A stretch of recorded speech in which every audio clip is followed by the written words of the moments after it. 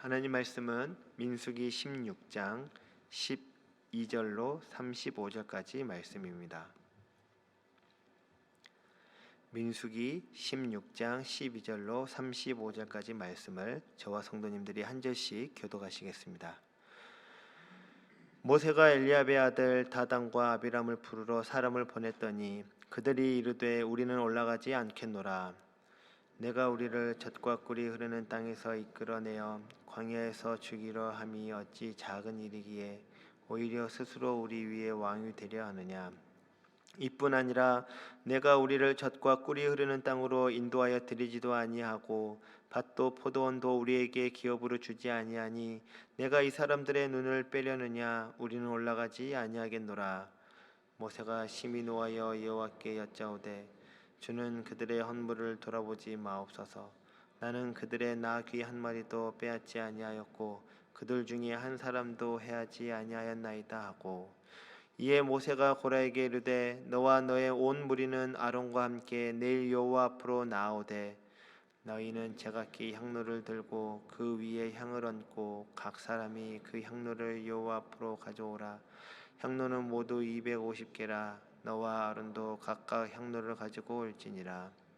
그들이 제각기 향로를 가져다가 불을 담고 향을 그 위에 얹고 모세와 아론과 더불어 회막문에 서니라. 고라가 온 회중을 회막문에 모아놓고 그 두 사람을 대적하려 하매 여호와의 영광이 온 회중에게 나타나시니라. 여호와께서 모세와 아론에게 말씀하여 이르시되 너희는 이 회중에게서 떠나라. 내가 순식간에 그들을 멸하려 하노라. 그 두 사람이 엎드려 이르되 하나님이여 모든 육체의 생명의 하나님이여 한 사람이 범죄하였거늘 온 회중에게 진노하시나이까. 여호와께서 모세에게 말씀하여 이르시되 회중에게 명령하여 이르기를 너희는 고라와 다단과 아비람의 장막 사방에서 떠나라 하라. 모세가 일어나 다단과 아비람에게로 가니 이스라엘 장로들이 따랐더라. 모세가 회중에게 말하여 이르되 이 악인들의 장막에서 떠나고 그들의 물건은 아무것도 만지지 말라. 그들의 모든 죄 중에서 너희도 멸망할까 두려워하노라 하매 무리가 고라와 다단과 아비람의 장막 사방을 떠나고 다단과 아비람은 그들의 처자와 유아들과 함께 나와서 자기 장막문에 선지라. 모세가 이르되 여호와께서 나를 보내사 이 모든 일을 행하게 하신 것이요 나의 임의로 함이 아닌 줄을 이 일로 말미암아 알리라. 곧 이 사람들의 죽음이 모든 사람과 같고 그들이 당하는 벌이 모든 사람이 당하는 벌과 같으면 여호와께서 나를 보내심이 아니거니와 만일 여호와께서 새 일을 행하사 땅이 입을 열어 이 사람들과 그들의 모든 소유물을 삼켜 산채로 수월에 빠지게 하시면 이 사람들이 과연 여호와를 멸시한 것인 줄을 너희가 알리라. 그가 이 모든 말을 마치자마자 그들이 섰던 땅바닥이 갈라지니라.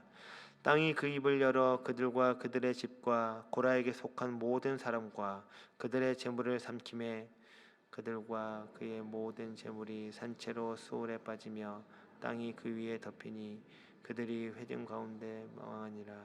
그 주위에 있는 온 이스라엘이 그들의 부르짖음을 듣고 도망하며 이르되 땅이 우리도 삼킬까 두렵다 하였고 여호와께로부터 불이 나와서 분향하는 250명을 불살랐더라. 아멘. 민수기에는 세 가지 유명한 반역 사건이 기록되어 있습니다.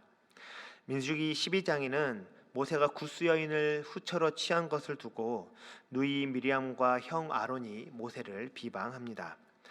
이때 하나님께서 미리암을 문둥병에 걸리게 하십니다. 민수기 14장에서는 가나안 땅을 정탐한 10명의 정탐꾼이 부정적인 보고를 하여 백성들을 실족시켰고 결국 10명의 정탐꾼은 죽임을 당하고 백성들은 38년 동안 방황하게 되는 그 형벌을 받게 되었습니다. 그러나 오늘 본문인 민수기 16장에서는 이전과는 차원이 다른 조직적이고 치밀한 계획 아래 심각한 반역 사건이 일어나게 되는 것을 저희들은 볼 수가 있습니다. 어제 본문 1절과 2절을 보면 반역의 주체들이 등장하는데 성경은 이들의 이름을 아주 자세하게 기록하고 있습니다. 모세를 대적한 지도자 중 가장 먼저 고라의 이름이 기록되어 있습니다. 고라는 레위의 증손이고 고핫의 손자이고 이스라엘의 아들로 모세의 작은 아버지의 아들이자 가까운 친척이었습니다. 그는 같은 레위 지파로서 모세와 아론만이 쓰임 받는 것에 대한 불만을 품고 있었고, 함께 반역한 다담과 아비람 그리고 오는 르우벤 지파로 이들 역시 모세의 그 지휘권에 대한 불만을 가졌습니다. 고라는 자신들이 아닌 모세와 그의 형제만 높아진 것에 대한 불만을 품었고, 르우벤 지파는 잃어버린 장자권을 되찾으려는 그 마음을 품었다라고 했습니다. 특히 이들은 같은 진영에 머물면서 자연스럽게 연합하게 되었고, 결국 조직적이고 계획적인 반란을 주도하게 된 것입니다. 이는 분명 모세에게 있어서 큰 충격이었을 것입니다. 가장 가까운 친척이 반란의 수괴가 된 것입니다. 인간은 늘 배신할 수 있는 존재임을 저희들은 다시 한번 깨달아야 할 줄 압니다. 반역자들은 표면적으로는 그럴듯한 명분을 내세웠지만 그들의 본심은 13절에 잘 드러나 있습니다. 제가 읽어드리겠습니다. 내가 우리를 적과 꿀이 흐르는 땅에서 이끌어내어 광야에서 죽이려 함이 어찌 작은 일이기에 오히려 스스로 우리 위에 왕이 되려 하느냐. 그들은 애굽을 젖과 꿀이 흐르는 땅이다라고 부르면서 그리워하고 있습니다. 본래 이 젖과 꿀이 흐르는 땅이다라는 이 표현은 하나님께서 약속하신 그 가나안을 지칭해서 표현한 표현이었습니다. 그러나 이들은 자신들이 살았던 그 애굽을 그리워하며 그 표현을 가져다가 쓴 것입니다. 자신의 형편이 어려워지자 애굽을 그리워하며 현실을 비관하기 시작한 것이죠. 이것은 그들을 살려 출애굽시키신 그 하나님의 구원의 은혜를 저버리는 행위였습니다. 현실이 어려워질 때 우리는 과거의 제약된 삶을 그리워하는 유혹을 종종 받습니다. 예레미야 44장에서도 이와 비슷한 모습을 볼 수 있는데요. 우리가 본래 하던 것, 곧 우리와 우리 선조와 우리 왕들과 우리 고관들이 유다 성읍들과 예루살렘 거리에서 하던 대로 하늘의 여왕에게 분향하고 그 앞에 전제를 드리리라. 그때는 우리가 먹을 것이 풍부하며 복을 받고 재난을 당하지 아니하였더니 우리가 하늘의 여왕에게 분향하고 그 앞에 전제 드리던 것을 패한 후부터는 모든 것이 궁핍하고 칼과 기근의 멸망을 당하였느니라 하며, 이 예레미야 44장 17절로 18절 말씀을 보면 이스라엘 백성들이 자신들이 하늘의 그 여왕에게 분향할 때에는 뭔가 풍족했는데 더 이상 하늘의 여왕에게 분향하지 아니하고 여호와를 섬기기 시작하면서부터는 그들의 삶이 궁핍해졌다라고 말하고 있습니다. 그러면서 자신들이 다시 그 하늘의 여왕에게 이제 분향하겠노라라고 말하고 있는 것이죠. 혹 우리도 현실이 힘들다고 하나님의 은혜를 잊고 옛 삶을 그리워하고 있지는 않습니까? 그것이야말로 하나님을 향한 강한 모독이자 불신의 표출입니다. 계속해서 14절 말씀을 같이 보시면 이들이 무엇을 사랑했는지가 명확하게 드러납니다. 이뿐 아니라 내가 우리를 젖과 꿀이 흐르는 땅으로 인도하여 드리지도 아니하고 밭도 포도원도 우리에게 기업으로 주지 아니하니 내가 이 사람들의 눈을 빼려느냐. 우리는 올라가지 아니하겠노라. 그들은 하나님을 사랑한 것이 아니라 하나님이 주시는 그 풍요만을 사랑했습니다. 풍요로움을 주시는 분을 사랑한 것이 아니라 오직 풍요로움만 사랑한 것입니다. 가나안에 들어가는 시간이 점점 지연되고 자신들이 받아야 될 그 풍요로움을 얻지 못하자 분노가 치밀었습니다. 14절 말씀에서와 같이 밭도 포도원도 우리에게 기업으로 주지 아니하였다라고 말하며 그 모세의 정치적인 무능을 비난하면서 당장의 이익과 성과에 집착하는 모습을 보여주고 있습니다. 이들은 지도자의 자리를 성장과 안정을 주어 백성들로 밭과 포도원을 마음껏 누리게 하는 사람으로 여겼습니다. 교회에서 권위의 문제를 다루는 것은 참으로 어렵습니다. 교회는 세상과 달리 물질이나 지위로 불만을 억누를 수가 없습니다. 혹 세상에서는 어떤 불만이 표출되었을 때에 그 상부와 또는 그 상위에 있는 사람이 어떤 자신의 권위와 어떤 자신의 권세로 그 불만을 억누르거나 아니면 협박을 할 수가 있는데, 교회에서는 당신이 무슨 자격으로 나에게 이렇게 하냐라고 말하면 딱히 할 말이 없습니다. 도리어 더 높은 지위에 있다라고 여겨지는 그 지위, 더 높은 권세가 있다라고 생각할 수 있는 그 지위에 있다 보면은 많은 사람들이 도리어 겸손하게 되고 도리어 해야 될 말을 하지 못할 때가 종종 있게 된다라는 것입니다. 자신들이 두려워서 포기한 그 가나안 땅을 이제 와서 주지 않는다고, 자신들의 원망과 불신 때문에 가나안에 들어가지 못하고 광야에서 죽게 된 것을 오히려 모세의 탓으로 돌리며 이제는 지도자의 자리에서 내려오라고 사람들이 그 권위에 도전하고 있는 것입니다.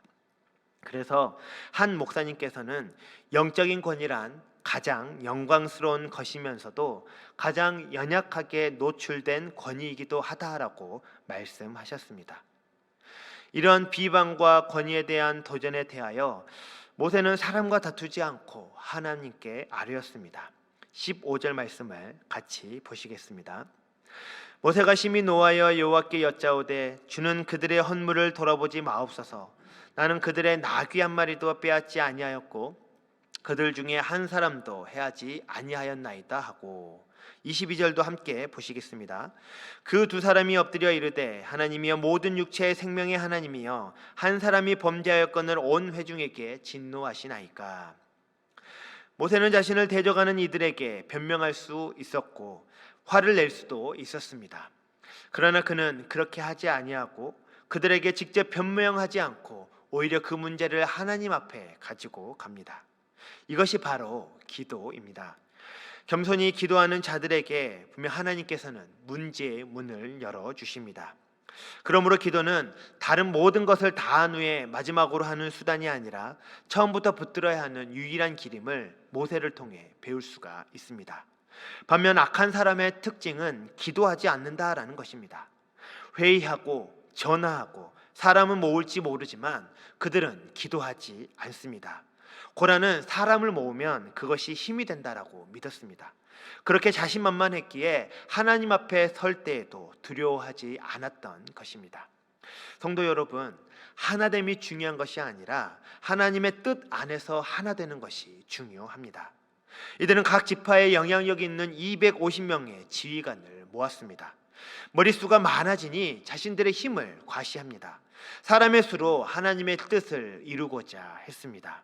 그러나 하나님의 뜻은 이러한 사람의 수로 이루어지는 것이 아니라 기도하는 자를 통해 이루어짐을 믿습니다. 아무리 사람이 많이 모여도 영적인 승부는 다수결로 이루어지지 않습니다. 누가 하나님 앞에 엎드려 있는가, 거기에 달려 있는 것입니다. 모세는 사람을 모으지 않았습니다. 숫자로만 본다면 모세는 늘 10세에 있었던 사람입니다. 그러나 그는 절박하게 하나님 앞에 엎드렸고 하나님의 뜻이 무엇을 통해 이루어지는지를 보여주었습니다. 그랬을 때에 어떤 일이 일어났습니까? 19절 말씀을 보시면 하나님의 영광이 온 회중에게 나타나셨다라고 말씀하고 있습니다. 그러므로 온 세상이 나를 향해 등을 돌린다 할지라도 하나님께 기도하고 계신다면 두려워하지 마십시오. 하나님께서는 성도님을 통하여 하나님의 일을 이루어 가실 것입니다. 이제 하나님께서 고라를 따르는 그 250명과 아론에게 향로를 들고 하나님 앞에 서게 하십니다. 하나님께 나아가는 방법이란 무엇입니까? 각 사람이 향로를 들고 그 위에 향을 얹어 여호와 앞에 나아가는 것입니다. 그러나 여기에는 분명한 두 가지 조건이 있습니다. 첫째, 향로에는 반드시 제단의 불, 하나님께서 내려주신 그 불을 담아야 했습니다. 하나님이 정하신 방법이 아닌 자신의 소견대로 다른 불을 담아 드린다면 제사장이라 할지라도 죽음을 피할 수는 없었습니다. 두 번째로, 하나님 앞에 나아가기 위해서는 거룩해야 했습니다. 자신의 몸을 구별하여 죄 없이 하나님 앞에 서야 했습니다. 제사장이라 할지라도 죄를 품은 채 나아간다면 심판을 피할 수 없었습니다. 이들의 결과가 어떻게 되었습니까? 35절 말씀입니다. 여호와께로부터 불이 나와서 분향하는 250명을 불살랐더라. 여호와께서 내리신 불에 의해 분향하던 250명이 모두 죽임을 당했습니다. 그들은 분명 어제 모세를 통해 하나님의 말씀을 들었습니다. 하나님께서 주신 그 하루라는 시간 동안 자신의 그 결정을 돌아보고 회개할 기회가 주어졌다라는 것입니다. 하나님은 사랑이시기에 죄인들에게도 회개할 기회를 주십니다. 그 사랑으로 인해 나 같은 죄인도 구원받은 것입니다. 그러나 이들은 하나님의 경고와 사랑을 무시하고 자신의 고집을 꺾지 않은 채 죄된 모습으로 하나님 앞에 나아갔다가 심판을 받았습니다. 제사장의 역할 가운데 하나는 하나님의 진노가 회중에게 미치지 않게 하는 것입니다. 그러나 고라는 오히려 온 회중을 하나님의 진노 앞에 노출시켰습니다. 그들은 모세와 같이 기도하지 않았고 회개하지 않았기 때문에 심판에 이르게 된 것입니다. 거룩함에 대해 사도 바울은 이렇게 권면합니다. 너희는 이 세대를 본받지 말고 오직 마음을 새롭게 함으로 변화를 받아 하나님의 선하시고 기뻐하시고 온전하신 뜻이 무엇인지 분별하도록 하라. 내게 주신 은혜로 말미암아 너희 각 사람에게 말하노니 마땅히 생각할 그 이상의 생각을 품지 말고 오직 하나님께서 각 사람에게 나누어 주신 믿음의 분량대로 지혜롭게 생각하라. 아멘. 거룩은 단순히 외적인 행동만을 의미하지 않습니다. 세상의 흐름을 따르지 않고 마음을 새롭게 하여 하나님의 그 온전하신 뜻을 분별하는 것. 특별히 바울은 3절에 이렇게 말하고 있습니다. 하나님의 뜻이란 하나님께서 각 사람에게 나누어 주신 그 믿음의 분량대로 살아가는 것. 이것이 바로 거룩한 삶, 이것이 바로 하나님의 뜻이다라고 바울은 분명하게 성경을 통하여 성도들에게 알려주고 있습니다. 하나님의 사람 모세는 어떠했습니까? 그는 이 세대를 본받지 않고 하나님께서 주신 그 분량대로 살았던 사람입니다. 그래서 민수기 12장 6절로 8절에 하나님께서 모세를 이렇게 평가하십니다. 이르시되 내 말을 들으라. 너희 중에 선지자가 있으면 나 여호와가 환상으로 나를 그에게 알리기도 하고 꿈으로 그와 말하기도 하거니와 내 종 모세와는 그렇지 아니하니 그는 내 온 집에 충성함이라. 그와는 내가 대면하여 명백히 말하고 은밀한 말로 하지 아니하며 그는 또 여호와의 형상을 보거늘 너희가 어찌하여 내 종 모세 비방하기를 두려워하지 아니하느냐. 모세는 향로에 불을 담아 하나님께 나아가는 제사장들과 달리 기도를 향로로 삼아 하나님 앞에 나아갔던 자였습니다. 그의 기도는 단순한 형식이 아니라 자신의 생명이 담보가 되어 꺼지지 않는 향이 되어 하나님께 드렸습니다. 모세는 어떤 상황에서도 사람을 의지하거나 스스로 해결하려 하지 않고 늘 충성되고 한결같이 하나님과 그분의 짐을 섬겼습니다. 거룩한 삶으로 하나님의 영광을 대면하였던 자였던 것입니다. 그러므로 거룩을 지키는 길은 오직 기도 안에서 가능합니다. 기도 없이 거룩을 유지할 수 없습니다. 기도하는 사람만이 거룩한 하나님 앞에 설 수 있습니다. 그리고 기도하는 자에게 하나님은 거룩한 자신 앞에 설 수 있는 그 은혜를 허락하십니다. 오늘날 이곳저곳에 분열과 분쟁이 끊이지 않습니다. 이럴 때마다 나의 소리가 옳다고 핏대를 세우며 주장하는 것이 아니라 끝까지 기도하며 하나님의 뜻을 분별해야 합니다. 하나님의 영광이 드러날 때 모든 문제와 어지러움은 해결될 줄 믿습니다. 기도와 거룩, 이것이 성도의 유일한 생명줄입니다. 오늘도 기도함으로 거룩을 지키고 거룩함으로 하나님의 영광에 나아가는 하루 되시기를 주님의 이름으로 축복합니다.